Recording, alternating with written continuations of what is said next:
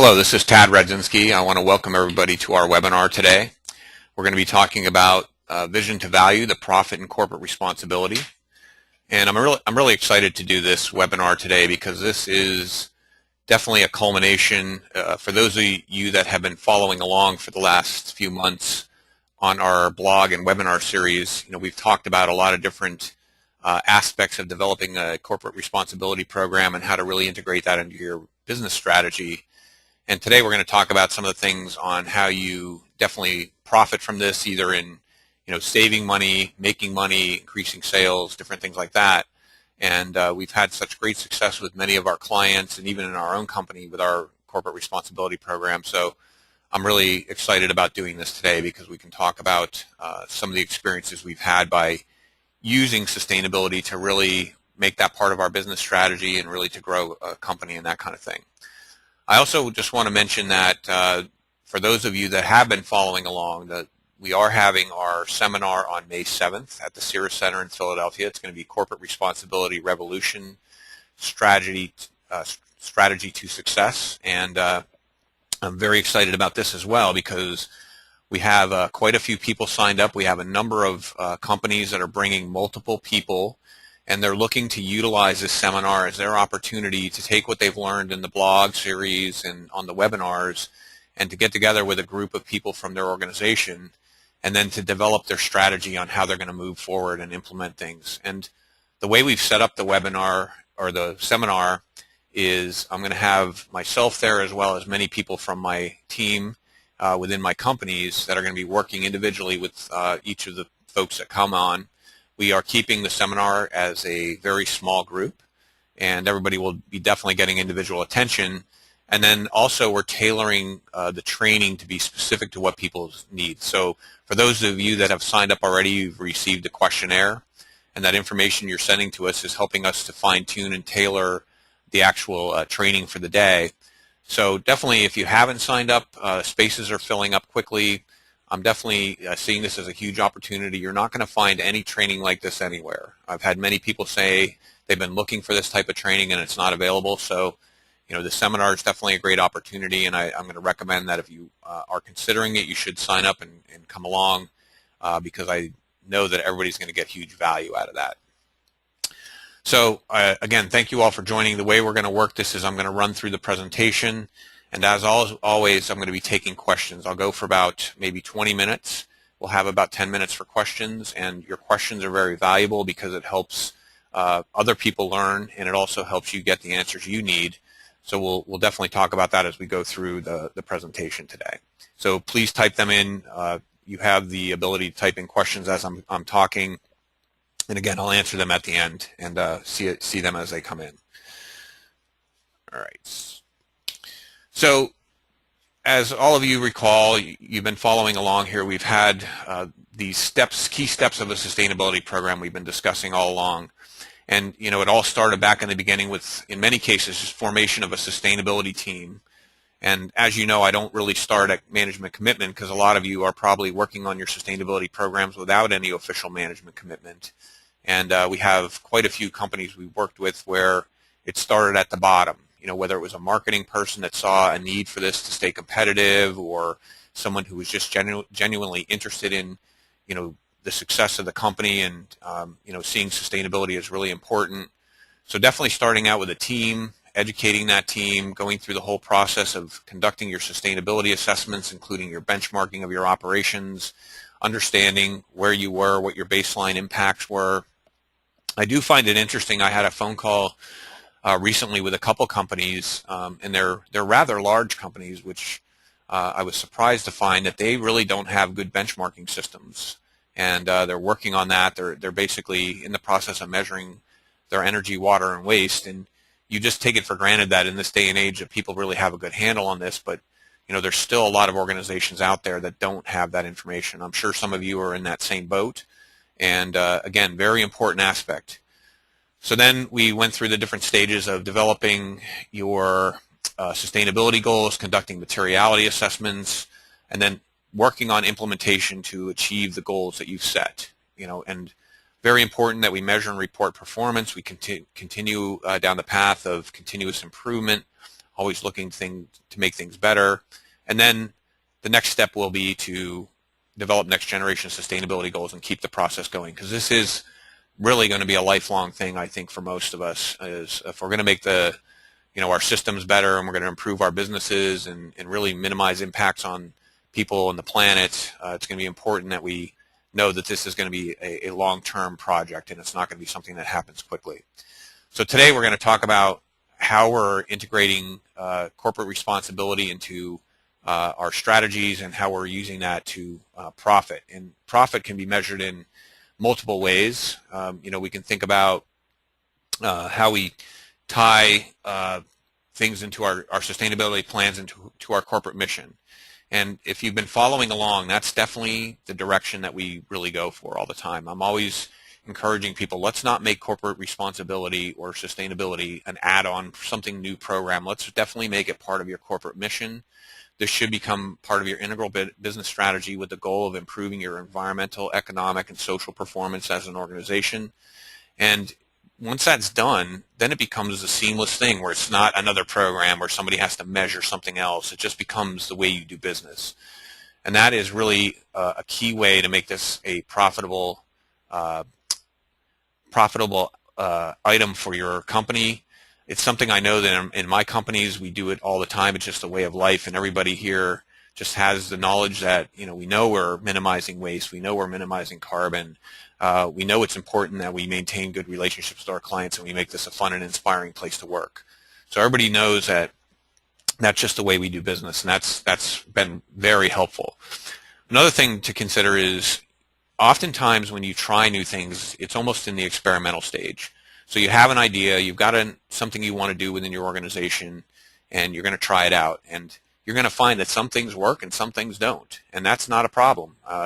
In the evolution of business, and if you're using principles, good management principles, and you're always thinking about how you can improve your system, you are going to have things that are successful and you're going to have things that don't work. And what we do is we learn from things that work and we learn from things that don't, and we change the system. And that's going to be something, if you're just starting this out, don't worry about that. It's going to happen, and you're going to have some immediate successes. You're probably going to have some things that get stuck and don't move as much and as quickly as you would like.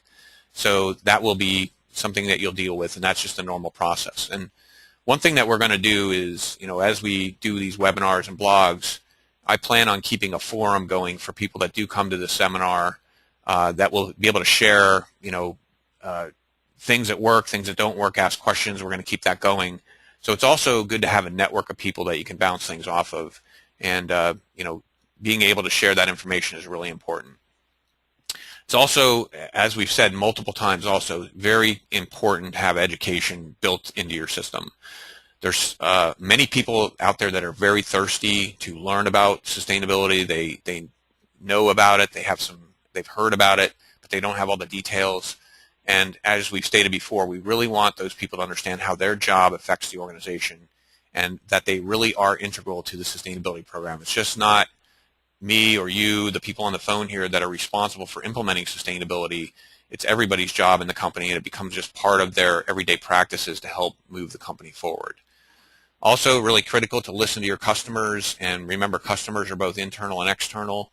When you did your materiality assessment, you were asking stakeholders what was important to them, because what's important to you is valuable, but you also want to meet the needs of your customers so you can maintain that relationship or build the relationship, expand it, and that's really important to keep in mind when you're working on turning this program into something that turns into dollars and cents or bigger sales or whatever. Also important to think about what's coming down the pike. Is there going to be certain resources you depend on that are critical, and could there be legislative pressure out there? We do know, we just heard recently that even in Paris, France, they had to reduce the number of automobiles because of smog. We're seeing all these issues in China. We know that there's rare earth elements out there that are in limited supply. There's all kinds of issues that we're going to be dealing with. I was at a conference recently, and I heard that in 10 years there's going to be like 100 million ton shortage of cocoa, which is going to really reduce our opportunity, if you love chocolate, to maybe access that in a few years, or it's going to become very expensive. So again, keep these things in mind, that this is really critical when you're thinking about your sustainability program, how you're going to set things up. Pay attention to what's happening in the market, pay attention to resources and what's going on in government as well. I just want to say a quick word here about natural capital. This is something that I know is going to be measured in the future.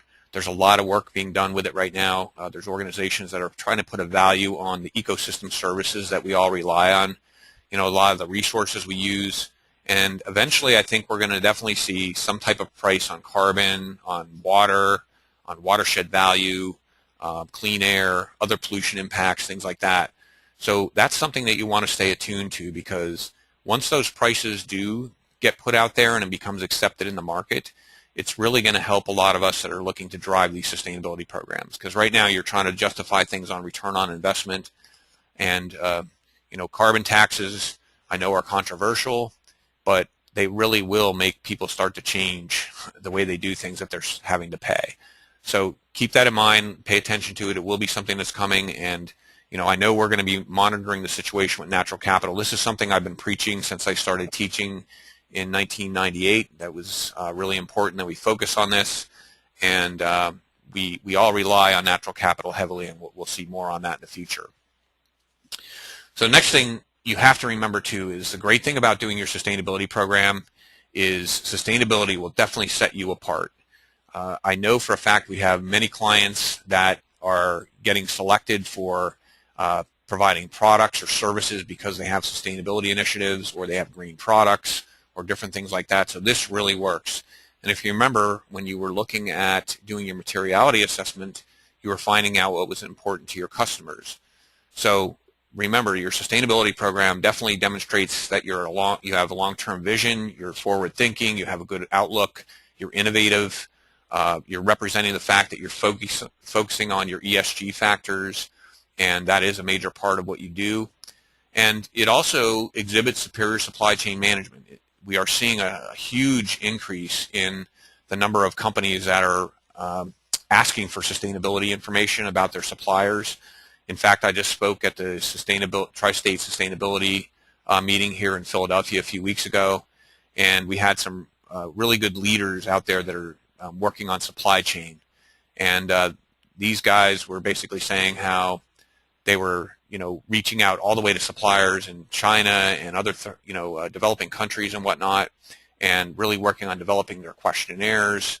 And they, as they were in the supply chain as well, and they were getting questionnaires from the top down. So this is something that we're going to see. And if you remember, there's companies like Kaiser Permanente out there that have a sustainability scorecard that they send to everybody that's going to supply to them.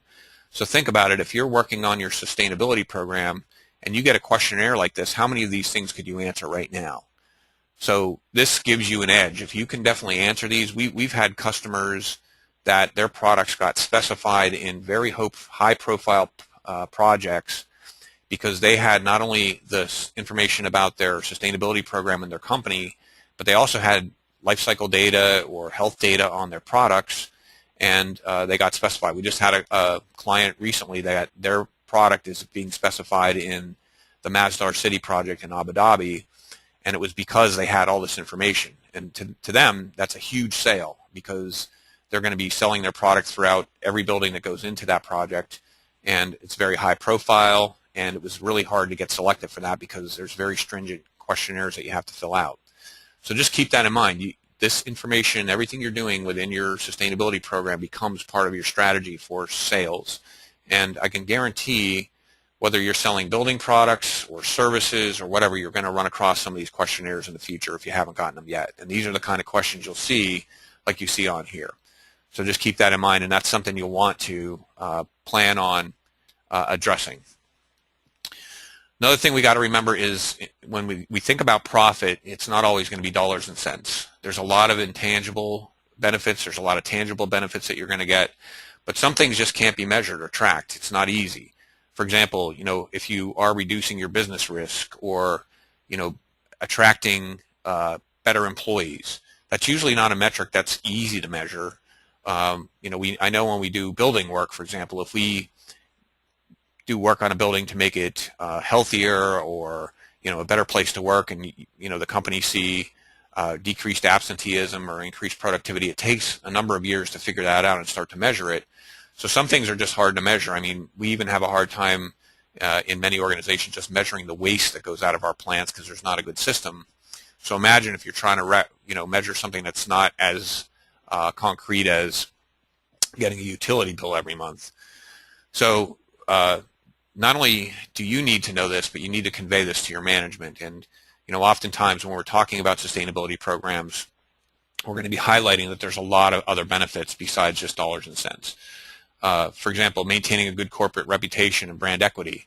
Think about that. If you're recognized as a quote-unquote sustainable company or sustainable brand, and that gets loyal customers, or for example, when I showed you that questionnaire from Kaiser Permanente, if that gets you in the door, I mean, that's huge. And we have many stories where companies have done things around like products or their operations that have helped them to really get land business, and that's very valuable in the world of increasing your sales. Another thing we want to think about is attracting better employees. Many of the students coming out of colleges these days are definitely in tune to the environment, they're in tune to social responsibility, and they're very interested in working for companies that are committed to doing the right thing and have good corporate responsibility programs.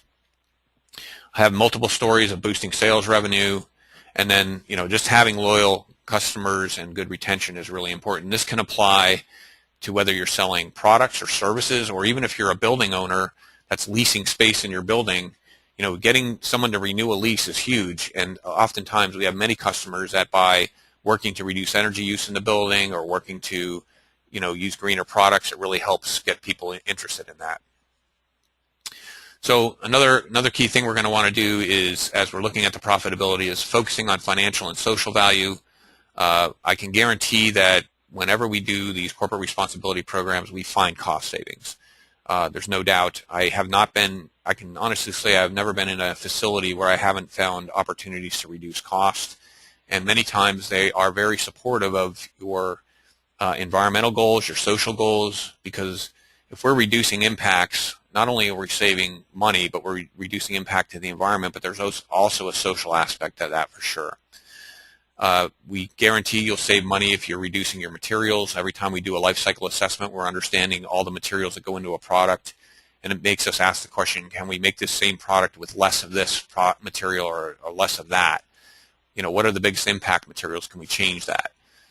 And always finding opportunities for greater efficiency. We've done multiple visits to manufacturing sites where we've seen things that can be done in the plant as far as saving energy or water, and that return then reduces operating costs. And when you have all this information, basically that needs to be highlighted to your management and explain what's going on, so they can then take that information and show that there is success of the program. Very important to quantify benefits, and part of your benchmarking system that you set up early on is to continuously measure the various attributes that you're looking at. You have to get in the habit of doing this, and it's not just data from energy, water, and waste. You're going to want to measure various other things. For example, if you're a manufacturer, you want to understand how many products are you selling. If you have a greener product that you're marketing, is that increasing over your other standard products? Building owners, are you getting more interest in leasing a space or getting tenants to stay because of the green building aspects you've integrated in there? And are your sales teams making more sales because they're talking sustainability? I've seen it firsthand that with proper training of sales teams and things like that, they can speak the language, and really it's about credibility. If you're a salesperson talking to somebody who knows a lot about sustainability or a lot about green buildings, you better know what you're talking about, because they'll spot someone who's kind of BSing them right away, and you want to be right up front and get these people feeling comfortable about talking about the sustainability aspects in your corporate strategy as well as your products. Another thing we see as very valuable is definitely how you communicate your sustainability initiatives. I've talked about this in the blog, that oftentimes companies will publish sustainability reports, and these are really helpful and a great way of getting the information out, but that's only once per year.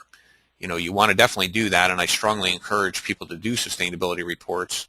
The goal is to keep them easy to read, user-friendly. Very long documents are most people don't enjoy looking through them. They're not, we're in an age now where we want things quickly and information in a quick manner. So you want to be able to have something that's easily readable and short and to the point and gets the facts out there. But you also got to consider how else can you get this out to your internal, external customers. That could be company newsletters. You definitely want information on sustainability on your website, because I know when I'm searching for different products, I look right for the sustainability tab on the website. And those companies that have it prominent, I really like that. And I'm sure most of you think that as well as you're looking at various products that you're selecting. And I did mention training on your sales teams. Cannot emphasize how important this is. You can do all the great work in the world, but if your people don't know how to talk about it, it's not going to help you. And it's definitely worth the investment to get this done. Every year I go to various companies' national sales meetings. I train their people on how to talk about either the products or their sustainability of the organization. So you definitely need to do that. And I know many of you on the phone today or on this webinar are out there, and you're definitely got green products you're selling or green services. So you want to make sure that everybody in your sales staff is comfortable with being able to talk about that and how they can use that as a sales tool. And let's not forget, we talked about being able to answer, sustainability questionnaires and different things like that. Once you get your program set up, you want to be watching the market and seeing, okay, who's out there that really cares about this information, really wants this information. And just like that Kaiser Permanente questionnaire that I just showed you, once you have this information, you want to be making sure you're getting that out to new and potential customers. And having this is definitely giving you an edge. We've got multiple building product companies that we've worked with that have done things around sustainability, including health product declarations and environmental product declarations that are getting specified routinely now by architects and builders that want that information. Sustainable supply chain requirements are not going away. They're only going to get more in depth, and you're going to see a lot more of that. And then let's not forget, if you're selling directly to a consumer, there's definitely an increased desire for sustainability. There's multiple analyses that are done and surveys that many people are looking for going beyond just green products. I know for a fact that most of us that are really interested in sustainability don't just look at the green aspects of the product. You want to know you're buying from a sustainable company. And also remember, if we are all used to using our smartphones, we have instant access to information. We have instant ability to get a message out through text, tweets, all the different things that we do. And that can make or break a company in a matter of seconds these days. So you definitely want to make sure you're using social media also to really educate people about what you're doing. Also use it internally, because a lot of younger people that are coming in are growing up with these phones and everything else, and getting that quick information to them is really valuable. So let's just talk about how we turn this around, and we want to make sustainability a part of your plans for your business strategy, making it part of your profit center. Start with making small changes in processes that will generate large cost savings over time, get these quick wins. Then using these cost savings to fund more sustainability initiatives. So funding sustainability with sustainability. I know we do it here. I know that we worked with a company, a large pharmaceutical company. We did some training with them on sustainable purchasing. They took a hard look at all the different office products they were buying. They realized that there was a lot of materials they didn't need. They took inventory, they reduced the amount, and then they started buying more sustainable products, with recycled content and lower carbon footprint and things like that. And they saved money and were able to reduce costs but still use more sustainable products, and it worked out really great. And then you want to definitely get this into your culture, there's no doubt. And by doing that, it's a series of things: education, getting people committed, getting people excited, showing the wins, learning from your lessons from where things aren't working and moving on. And ideally, creating a business model that gets you set apart where you are really recognized, and it's going to be really hard for your competitors to copy that. So just a reminder on this, that we are having the seminar. Here's the information about it. Like I said, if you haven't registered, I strongly encourage you to. It's going to be a great day. Caitlin's available for anybody with questions, and we don't have a lot of seats left because we are keeping this very small. So let's just take a few minutes to take questions. I've got quite a few on this one, which is really exciting. So let me see. Okay, first question is, how important is information transparency in education and behavior modification in the organization?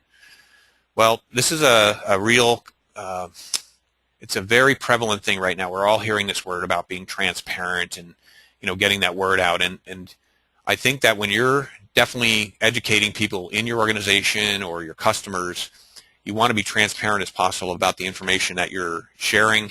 You want to be clear on where it came from. And you also want to be able to have a good source of that information. For example, there's a lot of people out there making claims around being landfill free, or they're, talking about where their data came from. Important to make sure that it's clear on where that came from, how you're measuring things. And I think you want to also provide that information within your organization so people are seeing that this is a real thing. It's not just something made up and, not some green marketing scheme. So the transparency of how you collect and disseminate information is going to be really important. Another question is change implemented an integral part of your sustainability program?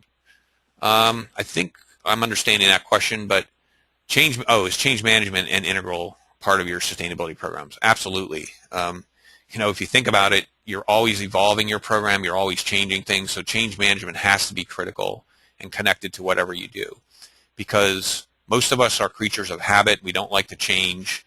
And I can tell you that even in my own company here, we're always evolving our sustainability program. As we achieve goals, we're coming up with new things that we can do. We're always looking for better ways to minimize our carbon footprint, on how to really keep our social goals up as far as work we're doing in the community. So change management has to be an integral part. And that fits in really well in the fact that we're not trying to make sustainability another thing to add on. So change management needs to be integrated within that, as just part of your business, normal everyday business strategy. Because here's the bottom line: if you don't evolve your business, you will go extinct. I guarantee it. And there's a lot of companies out there that hear that message and they're continue updating and figuring out ways to do things right.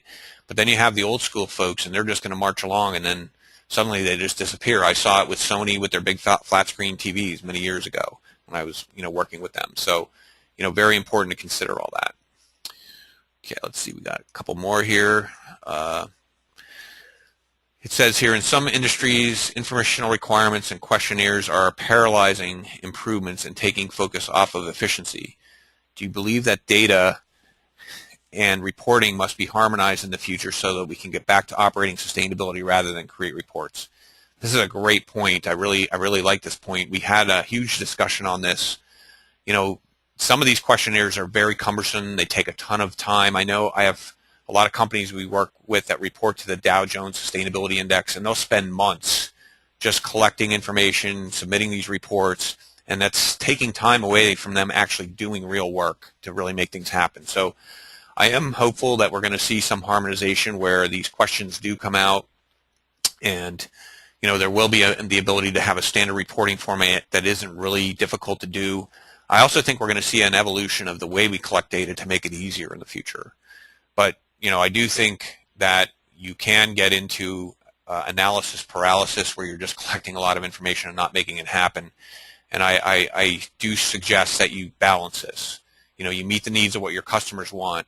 And we have heard from a lot of different organizations saying we really want standard reporting and standard questionnaires to make life easier, because some of them can be really brutal. So that was a great question. Thank you.